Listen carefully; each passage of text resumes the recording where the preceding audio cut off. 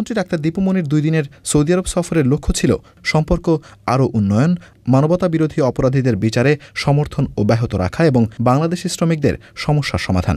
সফরে তিনি সাক্ষাৎ করেন উপপ্রধানমন্ত্রী ও সৌদি প্রিন্স সালমান বিন আব্দুল আজিজ, পররাষ্ট্রমন্ত্রী সৌদ আল ফয়সাল, শ্রমমন্ত্রী আদিল বিন মোহাম্মদ ফাকিহ সহ উচ্চ পর্যায়ের কর্মকর্তাদের সঙ্গে।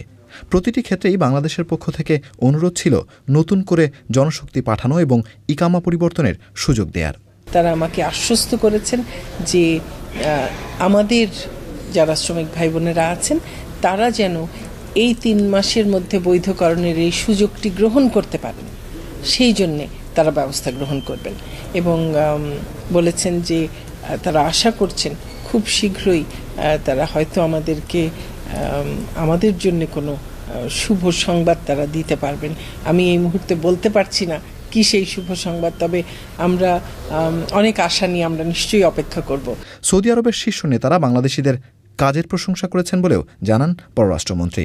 বাংলাদেশের শ্রমিক ভাই বোনদের স্বার্থ রক্ষার ক্ষেত্রে তারা আমাকে বারবার তাদের যে আশ্বাস দিয়েছেন সেটি আমার কাছে মনে হয়েছে খুব গুরুত্বপূর্ণ এবং তারা বলেছেন যে বাংলাদেশের শ্রমিকদের স্বার্থ যেন ক্ষুণ্ণ না হয়, তাদেরকে যেন ফিরে যেতে না হয়, এই বিষয়টি তারা দেখবেন।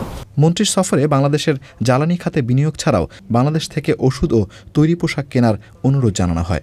পরবর্তী নির্বাচন সুষ্ঠু হবে বলেও সৌদি সরকারকে আশ্বস্ত করেছে বাংলাদেশ। Panthur Rahman, Channel I.